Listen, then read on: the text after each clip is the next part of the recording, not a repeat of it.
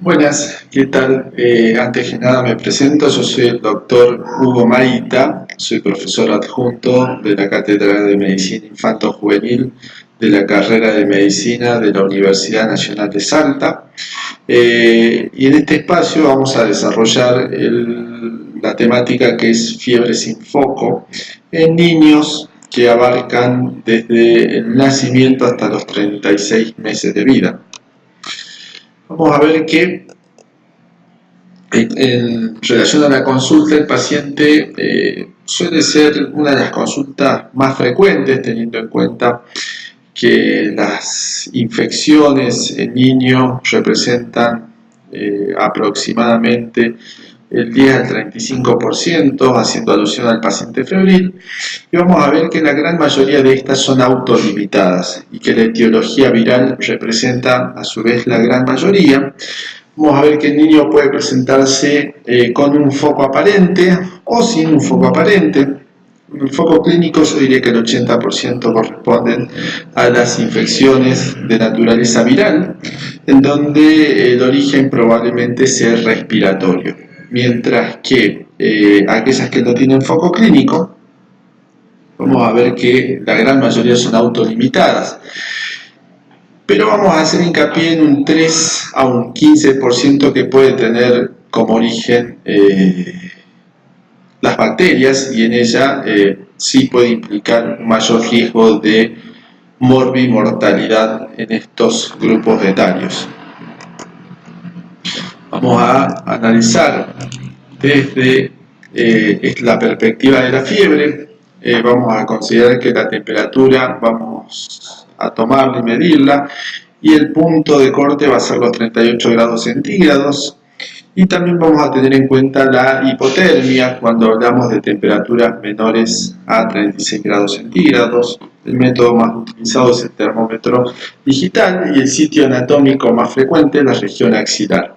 Siempre preguntar a los padres, porque son lo mismo lo que nos argumentan o nos refieren la temperatura elevada, inclusive muchas veces sin termómetro. No hay que subestimar a los padres y preguntar siempre a los mismos.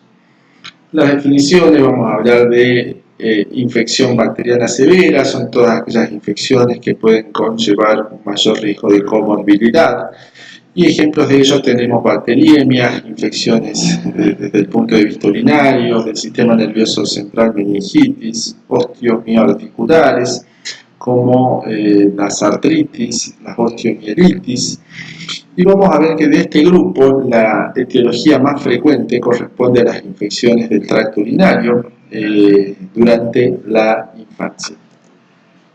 En relación a la edad, podemos afirmar que este grupo etario tiene mayor susceptibilidad debido a la escasez de datos semiológicos, que va a depender un poco de la habilidad del pediatra, no solo de preguntar, sino también de explorar.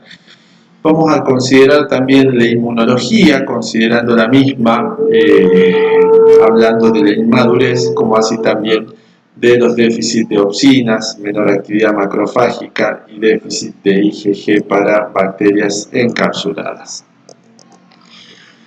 En relación a la etiología, vamos a considerar al menor de un mes de vida, aquel que se presente entre un mes y 3 meses, y los mayores de 3 meses hasta los 36 meses de vida. Y vamos a ver que la etiología va a ir variando, en algunos casos se repite. Por ejemplo, en los menores de 30 días, el estreptococo del grupo B va a la cabeza, después sigue la Escherichia coli y Listeria monocitogenes. En la edad entre un mes y 3 meses vamos a considerar al neumococo, al estreptococo del grupo B, como así también el meningococo. Y de 3 a 36 meses vamos a considerar al neumococo, al Haemophilus influenza y al meningococo. Si bien esta epidemiología en relación a las causas bacterianas varía de país en país, y podemos considerar que también obviamente tiene que ver con los calendarios de vacunaciones. Vamos a ver que la evaluación para el diagnóstico implica una historia clínica ordenada, un examen físico exhaustivo y los métodos que nos ayudarán a confirmar el diagnóstico y aproximarnos lo más certeramente posible. La historia clínica, vamos a considerar el motivo de consulta, los antecedentes de enfermedad actual, los antecedentes perinatológicos, patológicos y quirúrgicos, familiares, inmunizaciones, crecimiento y desarrollo. En el examen físico vamos a, me estoy olvidando de las condiciones socioeconómicas de cada paciente. Y en el examen físico vamos a tener la impresión general.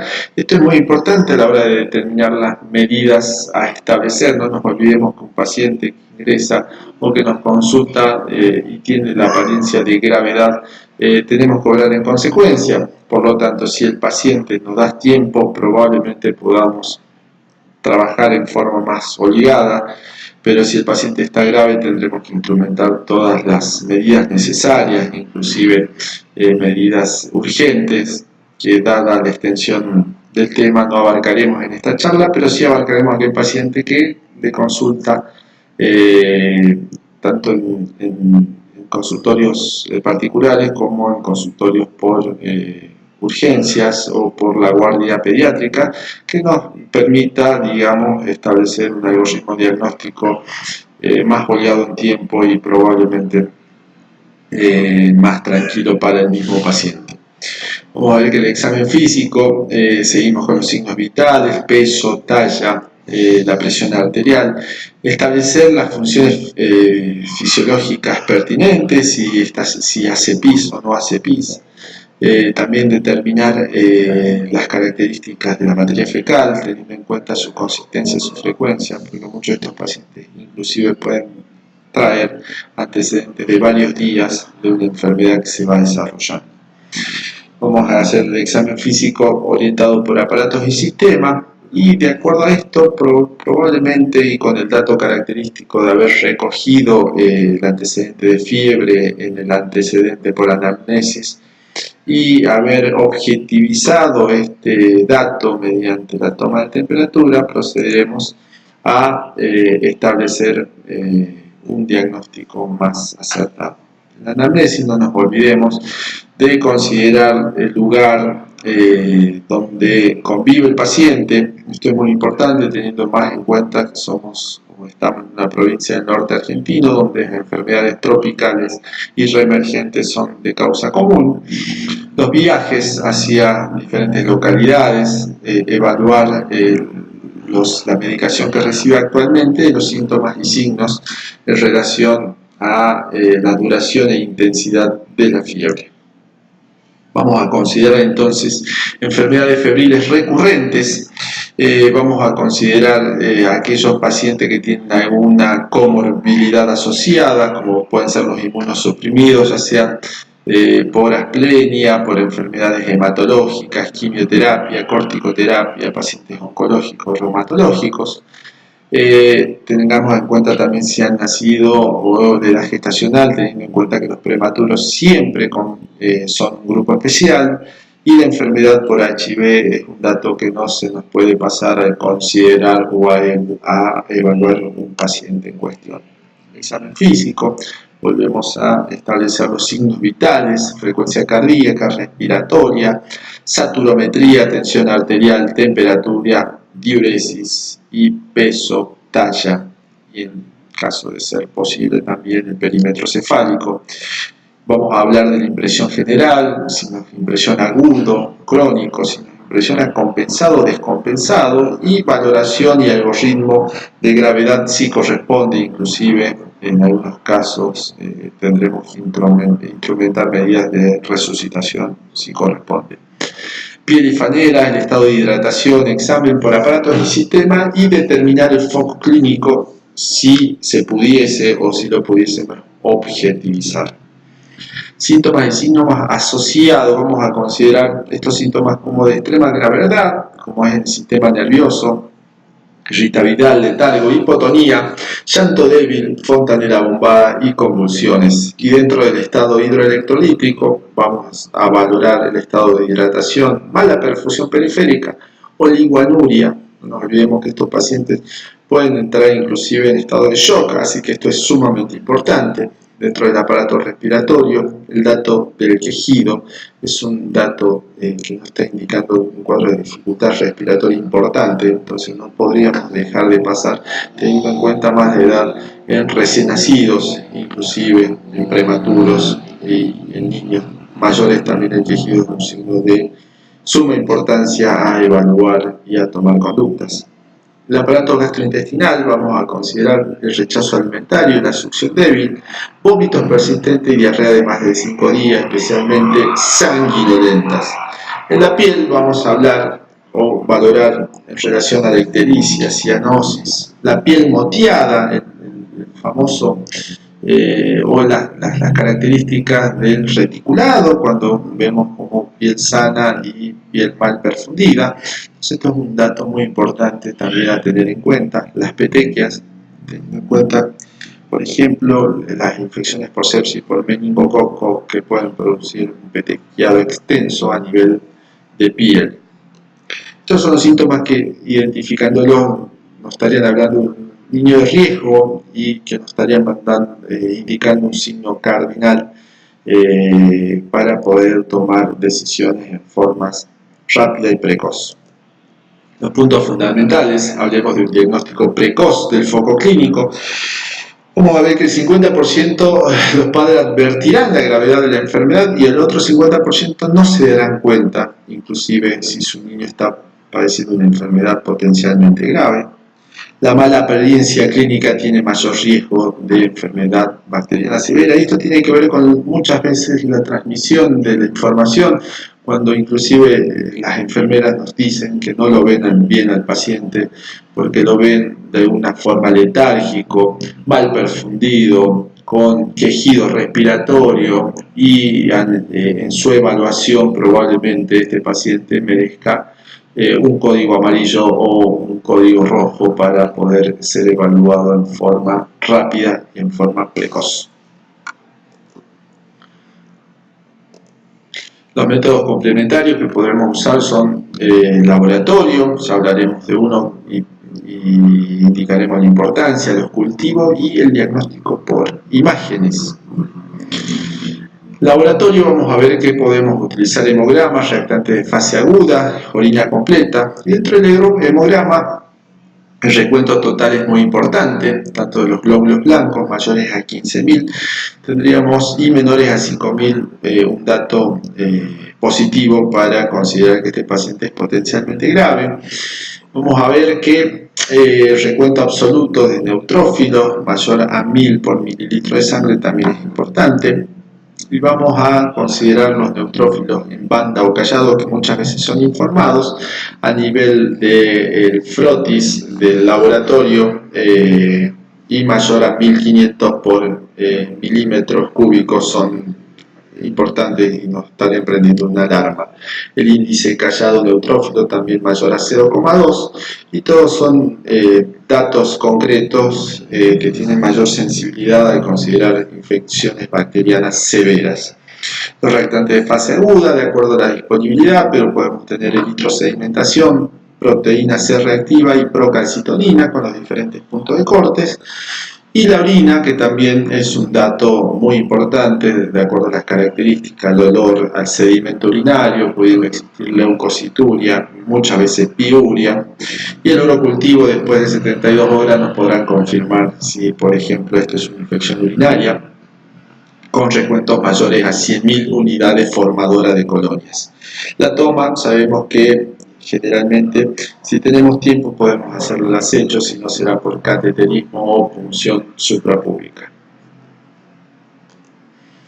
Los hemocultivos ante la sospecha de fiebre sin foco, con un laboratorio susceptible o por lo menos indicativo de infección bacteriana severa, con glóbulos blancos mayor a 15.000, con una PCR elevada, inclusive en gran parte de los casos con orinas patológicas nos obligan, de acuerdo a las características y a la presentación del paciente, a realizar o tomar ciertas conductas. Si el paciente necesita y probablemente lo necesite y hemos catalogado que tiene riesgo mayor riesgo de infección o de infección severa, procederemos a la internación, haremos hemocultivos y estos hemocultivos resultarán, digamos, el gold estándar, por ejemplo, para el diagnóstico de sepsis, es decir, la presencia de bacterias en un medio como es el compartimento intravascular, que normalmente no tendríamos que encontrar ningún tipo de bacteria. En el caso de, probablemente en aquellos pacientes que sospechemos una infección bacteriana severa, menores de 3 meses, procederemos a hacer una punción lumbar, en donde observaremos las características físicas y químicas y valoraremos dentro de las características químicas la glucorraquia, generalmente menor a 0,5 en relación al valor de la glucemia sérica basal, y las características nos orientarán a naturaleza bacteriana, naturaleza viral o en algunos casos naturaleza de tuberculosis. La posición sabemos que es de cúbito dorsal, vamos a realizar en el segundo espacio intervertebral por debajo de la segunda vértebra lumbar, siempre en posición en decúbito lateral, para evitar, digamos, descompresiones bruscas que podrían llevar a complicaciones severas del paciente. Cuando uno sospecha, por ejemplo, un cuadro respiratorio, probablemente ante la presentación de la infección respiratoria, ante la presentación y la etiología probablemente del neumococo, ante la inspección, ante el examen físico, probablemente tengamos un laboratorio, en el caso de una infección bacteriana severa, por encima de 15.000 blancos, y necesitaremos una RX de tórax para valorar el compromiso pulmonar ante la sospecha tanto por clínica, anamnesis y laboratorio. Los puntos fundamentales que no debemos olvidar: hemocultivo siempre que sospechamos una bacteriemia. La glucemia se debe hacer para corroborarla con la glucorraquia, es decir, la glucosa en el líquido cefalorraquídeo, y la placa de tórax será necesaria cuando uno sospeche compromiso parenquimatoso en el caso de una neumonía. El urocultivo sabemos que en los menores siempre se debe tomar en aquellos menores de 6 meses que no encontremos un foco clínico aparente, mientras que en los mayores de 6 meses podríamos tener inclusive algún signo o síntomas que nos puedan orientar hacia el foco urinario. Pero sabemos que la infección bacteriana severa sin foco aparente, la más común es la infección urinaria, así que siempre pensarla y tenerla en cuenta. Este es un algoritmo que sirve de guía para niños menores de 1 mes con fiebre. Veamos que en este chico tiene mayor susceptibilidad, ya sea por la edad, por la inmadurez, por la deficiencia inmunológica natural que presenta. En el menor de mes sin fiebre, pero que tiene apariencia tóxico-infecciosa, y probablemente lo internemos, entre aquel que tiene mayor de 38 grados centígrados con o sin apariencia tóxico-infecciosa. Este grupo necesita una especial observación y probablemente la internación, y ante la sospecha de un foco clínico necesitaremos realizar hemocultivo, urocultivo, examen de líquido cefalorraquídeo, placa de tórax si es necesario, y los diferentes cultivos de acuerdo al lugar donde nosotros desarrollemos nuestra actividad, que podrán ser desde cultivos de materia fecal en el caso de que presente diarrea, ¿no? Y aspirado nasofaringio para detectar, digamos, partículas virales. El antibiótico a elegir es ampicilina de 200 a 300 miligramos kilo día cada 6 horas, más gentamicina 5 miligramos kilo día cada 12 horas. O podemos utilizar cefotaxime 300 miligramos kilo día endovenoso cada 6 horas. Y el uso de aciclovir se reserva para aquellas etiologías de causa viral, como es el herpes. El algoritmo de entre 1 y 3 meses probablemente necesitemos ser un poquito más minuciosos, y veremos que el paciente sin fiebre pero que presenta apariencia tóxico-infecciosa porque presenta mal estado general, no olvidemos que la fiebre muchas veces no es constatada, pero puede aparecer durante la internación o durante esos primeros momentos, y el avance de las infecciones, ya sea una meningitis, una osteomielitis, una artritis, inclusive una pielonefritis, suele ser muy rápido. Entonces tenemos que tener en cuenta que la fiebre en el relato de los padres puede estar, pero después la podemos contactar nosotros cuando el paciente proceda a la internación. En la internación probablemente necesitemos considerar la realización de laboratorios, laboratorios que nos puedan ayudar en este diagnóstico. No nos olvidemos que el laboratorio siempre considerar los glóbulos blancos, los neutrófilos, la PCR, y pedir la orina completa. Y si uno mira un poco, vamos a ver que la edad probablemente pueda tener mucho que ver. Fíjense, acá todavía no hay constatada la fiebre, pero acá ya se constató la fiebre. La apariencia tóxico-infecciosa nos obliga siempre a evaluar también los antecedentes de alto riesgo. No nos olvidemos las asplenias, aquellos pacientes prematuros, aquellos pacientes con HIV nos obligan a la internación. Y probablemente el laboratorio nos ayude o no, muchas veces no nos termina de ayudar, pero la valoración clínica es muy importante. La realización de cultivos en aquellos pacientes febriles con antecedentes o con apariencia tóxico-infecciosa, con antecedentes de alto riesgo, nos llevan a hacer hemocultivo, valorar la punción lumbar si es necesaria, urocultivo seguro, y vamos a ver si pedimos cultivo de materia fecal, si hay antecedentes de diarrea. Y si la sospecha es la naturaleza respiratoria, probablemente pidamos una placa de tórax ante la semiología respiratoria, ya sea una neumonía, en donde probablemente el antecedente respiratorio de fiebre, tos, también sea muy importante. Cuando no hay antecedentes de alto riesgo y la edad de 2 a 3 meses, podemos pedir un laboratorio, valorar si está por encima de 15.000 blancos, pedir una orina y valorar. Aunque en esta edad es bastante complicado conseguir la orina, no nos olvidemos que al acecho, si estamos en un lugar público, inclusive en la práctica privada, si es el acecho es bastante difícil conseguir esto, las condiciones óptimas de la orina, y si no, probablemente necesitemos internarlo al paciente, y ante una orina patológica probablemente utilicemos el sondaje para obtener el urocultivo. Hemocultivos, y queda como opcional, volvemos a lo mismo, la placa de tórax si hay una sospecha de patología respiratoria, la punción lumbar si el paciente presenta síntomas neurológicos, somnolencia, letargo, rechazo alimentario, vómitos, y el examen ya sea de virales, ya sea de materia fecal para rotavirus, por ejemplo, o aspirado nasofaringio, en el caso de poder obtener, digamos, y estar en un lugar donde se puedan realizar los ANF correspondientes.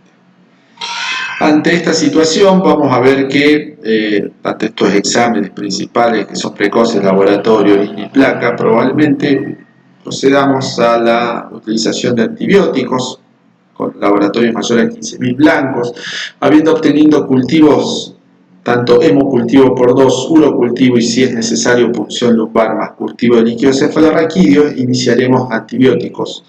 Y ante la sospecha probablemente de una infección urinaria, comencemos con ceftriaxona hasta 50 miligramos kilo día, o ceftriaxona 100 miligramos kilo día, más ampicilina cuando nosotros sospechemos meningitis. No nos olvidemos que la meningitis nos obliga a elevar la dosis de ceftriaxona a 100 miligramos, porque a esa dosis recién tendremos cobertura a nivel del sistema nervioso central. El algoritmo de 3 a 6 meses implica un mayor criterio médico, clínico, y veremos que tiene mucho que ver la instancia de que si presenta o no presenta presenta apariencia tóxico-infecciosa. Vamos a ver que sin apariencia tóxico-infecciosa la evaluación siempre tiene que ser muy minuciosa. Y acá vamos a ver que la temperatura es muy importante, ¿no? Aquellos que presentan temperatura mayor a 39 hay que valorar la infección oculta, valorar si tiene el calendario de vacuna, en el caso del neumococo, si tiene colocadas. En nuestro país, la Argentina, ya forma parte del calendario oficial, por lo tanto nosotros tenemos que verificar que tenga las vacunas al día, y veremos si sospechamos bacteriemia oculta, es decir, aquella infección potencialmente grave que todavía no hay un foco clínico. Realizaremos todo el laboratorio con glóbulos blancos, PCR, valoración del examen físico y valoraremos y revisaremos. Si tenemos glóbulos blancos por debajo de 15.000 pero mayores a 5.000, con PCR inclusive relativamente baja podremos hacer un control ambulatorio. Si probablemente tengamos por encima de 15.000 y tengamos orinas patológicas, paciente no viene en buen estado general, vómito, mala tolerancia oral, nos obligará a hacer hemocultivos, ceftriaxona cubriendo el foco urinario, hasta revalorar su evolución y obviamente hemocultivos más urocultivos.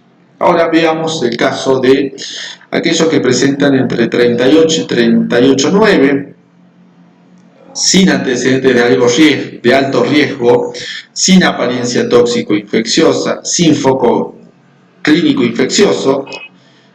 Vamos a determinar también el tipo de familia que tienen, si podemos controlarlo, hacerlos esperar las 12 horas, poder revalorar este paciente que en realidad no tiene apariencia tóxico-infecciosa, está febril, pero como dijimos, el 95% de las enfermedades pueden ser autolimitadas, generalmente respiratorias, generalmente virales. Pero ahora encontramos este paciente que tiene apariencia tóxico-infecciosa, vómito, mal estado general, rechazo alimentario.